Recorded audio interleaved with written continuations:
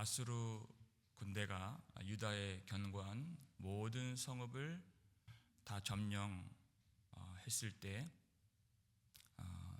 너무나도 다급한 히스기야 왕이 아수르 왕에게 내가 범죄하였나이다 이렇게 굴종을 했습니다. 이제까지 조공을 끊어버린 것 잘못했습니다. 그리고서 그에게 예물을 바치죠.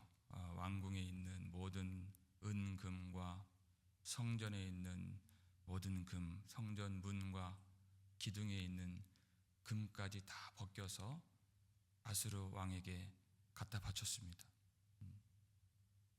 그렇게 했을 때 어떤 일이 일어났는가? 17절이죠. 17절 말씀 함께 읽겠습니다.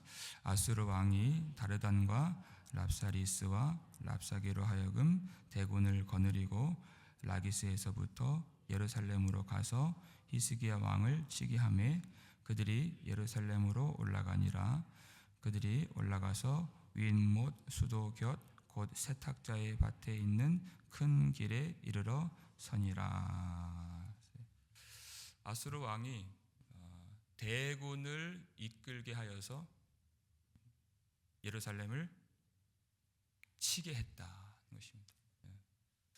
그 엄청난 그 금액의 보상금을 히스기야가 바쳤는데, 예물을 바쳤는데 아무런 유익이 없었다는 것입니다. 오히려 아수르가 더 큰 대군을 이끌고 침공을 하게 된 것입니다. 그럴 수밖에 없는 것이죠. 히스기야가 보여준 행동은 믿음의 행동이 아니었습니다. 그리고 자기 미천을 다 드러낸 것이죠. 그렇게 돈을 바쳤다는 것은 아수르 왕에게 우리는 아무런 힘이 없습니다 하는 것과 같은 것이기 때문에 이때를 기회 삼아서 오히려 예루살렘을 완전히 장악하고 유다를 멸망케 하려고 아수르가 쳐 들어오게 된 것입니다. 돈으로는 구원을 받을 수 없다는 것입니다. 아무런 소득이 없다. 여러분, 우리가 악한 마귀를 대적할 때 그 마귀에게 굴종하고 굴복하면 어떻게 하겠습니까? 더 억누르고 더 장악하고 더 종노릇하게 만드는 것입니다. 절대로 봐주지 않습니다. 그러니까 야고보서 4장 7절 보니까 너희는 하나님께 복종할지어다 그랬어요. 그리고 마귀를 대적하라. 그리하면 피하리라 그랬어요. 우리가 복종해야 될 대상은 하나님밖에 없다는 것입니다. 하나님께 복종하면, 하나님께 순종하면, 하나님께 엎드리면 하나님은 은혜를 베푸세요. 불쌍히 여겨주시고 좋은 것을 주십니다. 그리고 나서 그 은혜를 힘입어서 마귀를 대적하라. 그리하면 피하리라. 이게 믿음으로 사는 것입니다. 믿음으로 하지 않으면 결코 우리의 삶의 문제를 해결받을 수가 없는 것이에요. 믿음으로 갈 때만이 하나님의 은혜를 통하여서 승리를 경험할 수 있는 것입니다. 근데 이 성경을 보니까요, 아수르 이 대군이 지금 어디에 지금 주둔하고 있는지, 어디까지 왔는지를 아주 상세하게 설명을 하는데요. 그들이 올라가서 윗못 수도 곁 곧 세탁자의 밭에 있는 큰 길에 이르러 이렇게 되어 있어요. 아주 구체적으로 그 장소를, 그 지명을 우리에게 가르쳐 줍니다. 여기가 어디냐?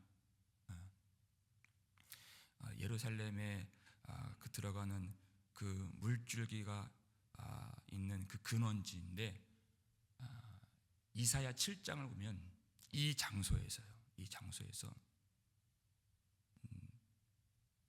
아람과 이스라엘이 쳐들어왔을 때 그 사시나무 떨듯이 두려워했던 아하스, 히스기야의 아버지죠.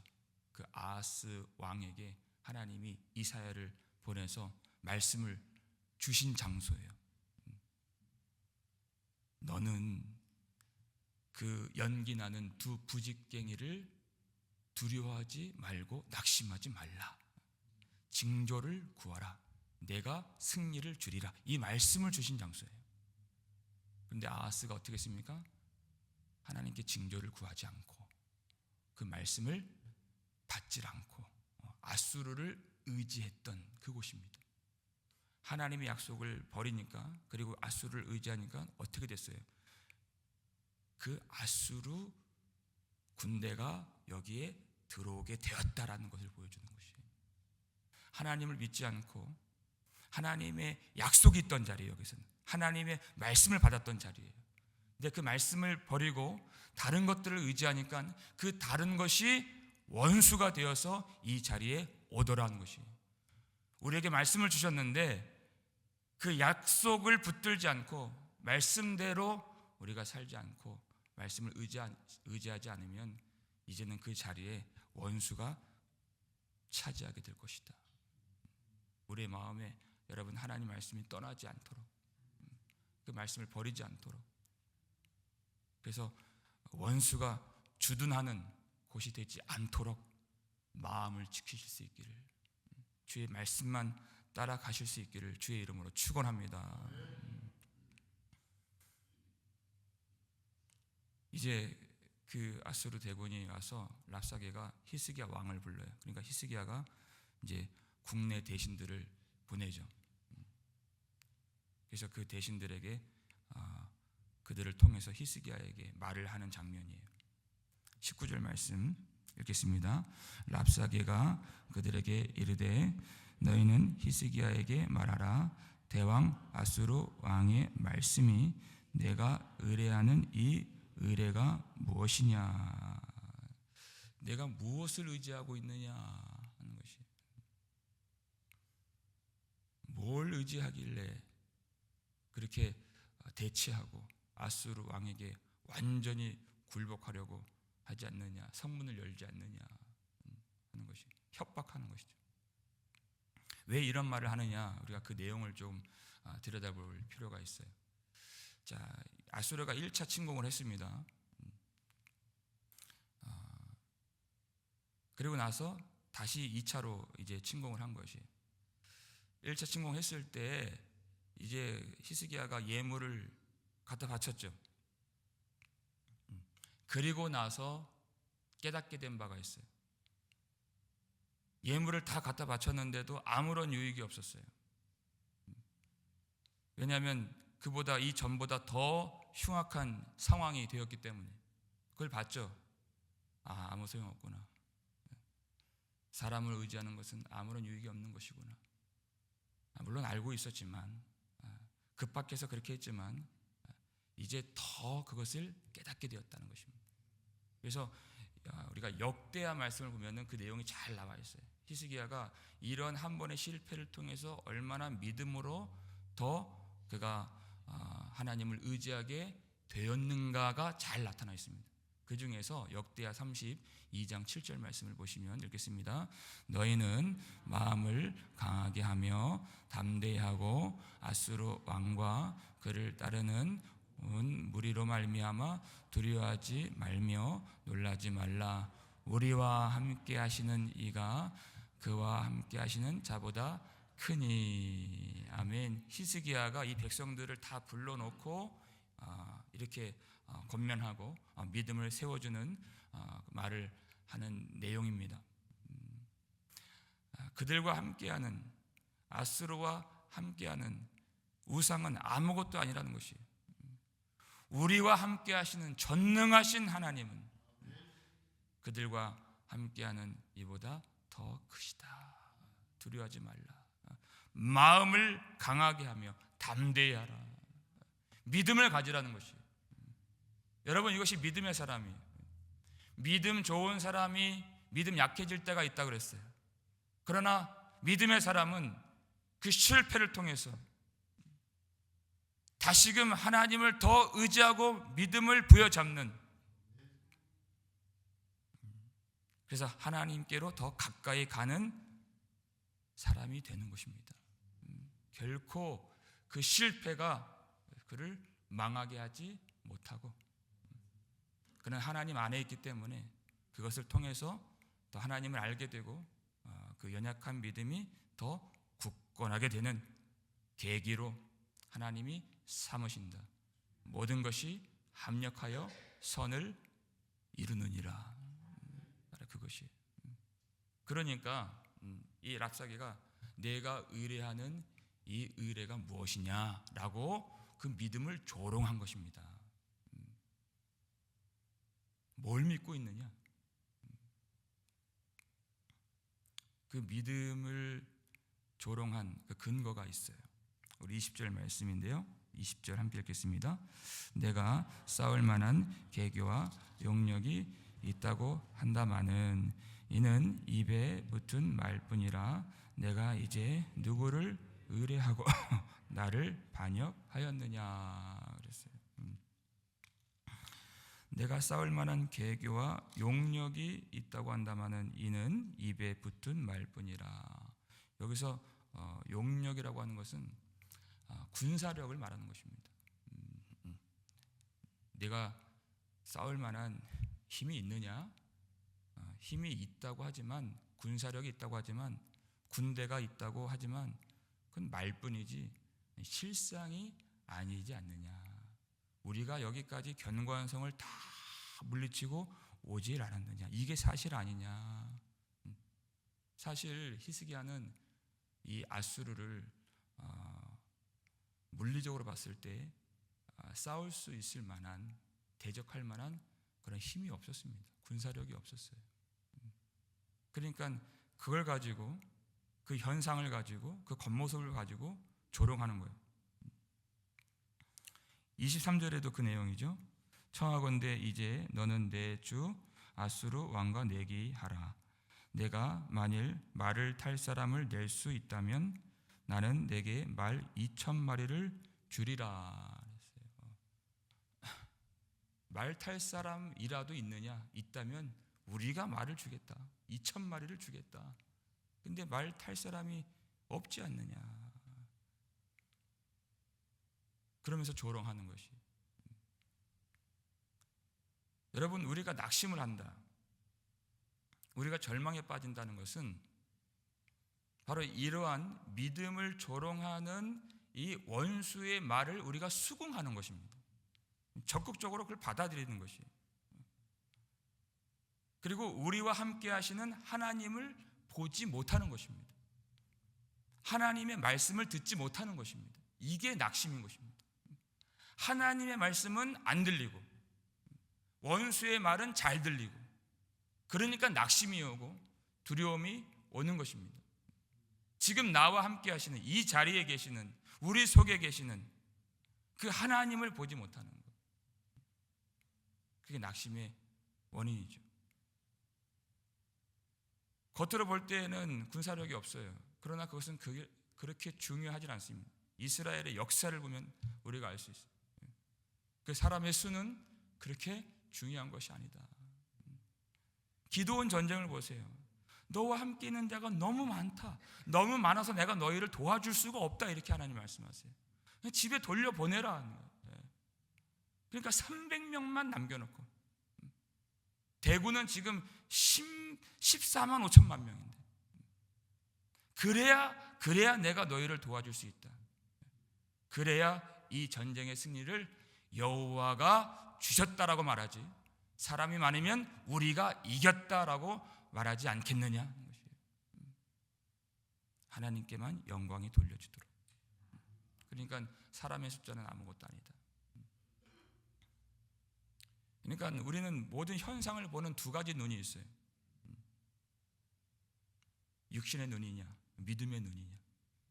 고린도후서 6장 10절 보니까 우리는, 성도는, 교회는 아무것도 없는 자 같으나 모든 것을 가진 자로다, 이렇게 됐어요. 전자, 아무것도 없는 자 같으나는 육신의 눈으로 볼 때 그렇게 보일 수 있는 부분이에요. 근데 후자, 모든 것을 가진 자로다, 이것은 믿음의 눈으로 보는 실상인 것입니다. 이게 현실이에요. 이게 진짜예요.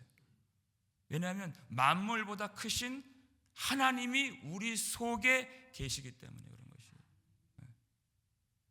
이건 그런 어떤 지식적인 이론적인 것이 아니라 실제로 주님이 우리와 함께 하시기 때문에. 그러니까 하나님의 말씀이 우리 속에 채워지고 가득 차면 이 마귀의 원수의 대적의 조롱은 물러가게 되어 있는 것입니다.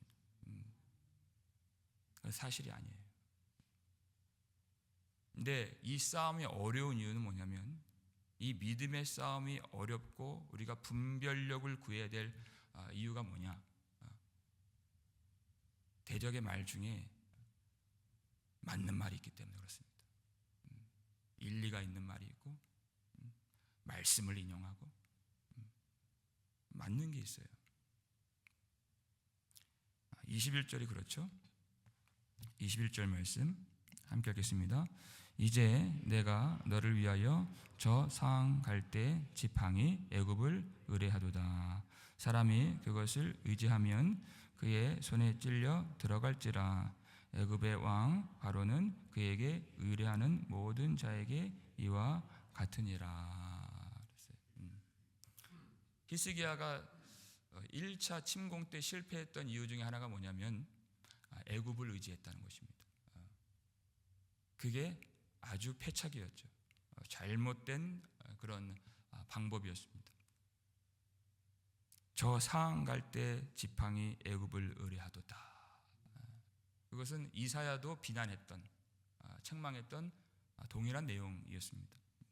애굽은 상황 갈 때 지팡이, 아무런 도움이 되지 않는, 그래서 인생들을 의지하지 말라 그랬어요.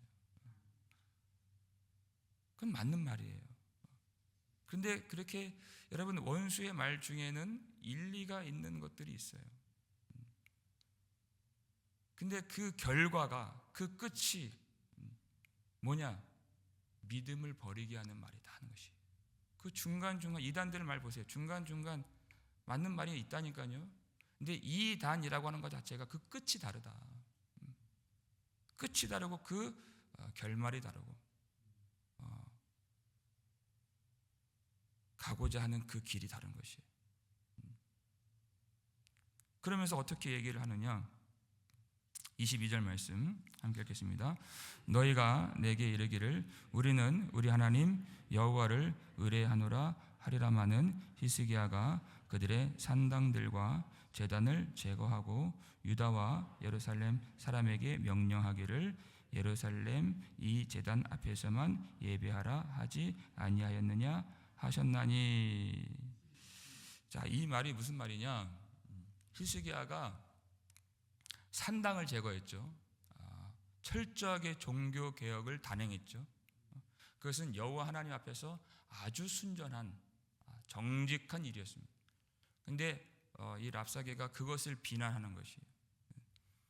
히스기야가 산당을 제거했기 때문에 여호와가 진노하여서 우리를 너희에게 보내신 것이 아니냐, 이런 말을 지금 하고 있는 중인 것입니다. 그건 잘못된 것이죠. 산당을 제거한 것은 하나님이 기뻐하시는 뜻이었습니다.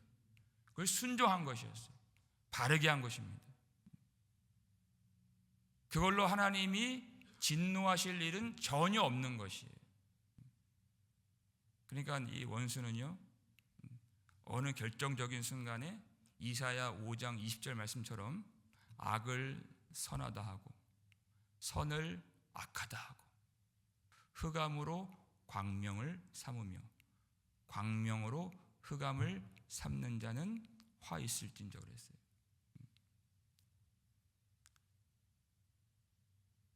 그걸 이 거짓말로 바꾼다는 것이. 그래서 분별력이 필요한 것입니다. 여러분 지금 이게 전쟁 중에 있는 것이에요. 그러면요, 믿음이 연약한 사람들은 거기에 걸려 넘어지는 사람들이 많이 있다는 것입니다. 전혀 말이 안 되는 것인데.